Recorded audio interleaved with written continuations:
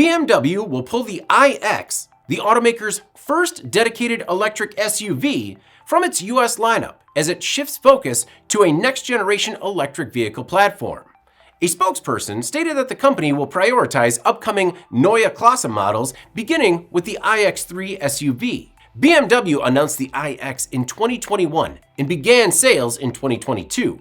The vehicle features an estimated range of up to 364 miles, a body shell that includes carbon fiber reinforced polymer, and a starting MSRP of about $75,000. The iX drew mixed reactions, particularly over its interior design, which featured the high-resolution curved display, a hexagonal steering wheel, and the option to integrate speakers into the seat. Jalopnik reported that BMW sold nearly 51,000 iXs from 2022 to 2025, while BMWBlog noted that the vehicle functioned as both a technological proof of concept and a production vehicle. The iX served as a development platform for BMW's 6th generation e-drive system, which will power the Neue Klasse lineup.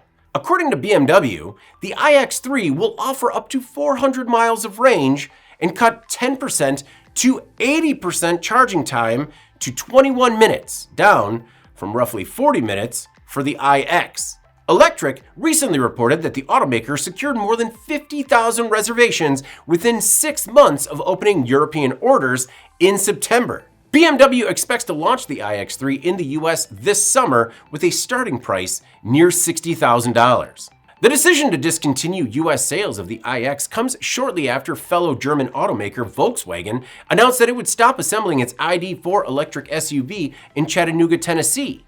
Volkswagen posted that ID.4 sales dropped 95.6% from Q1 2025 to Q1 2026. I'm David Manti. This is Manufacturing Now.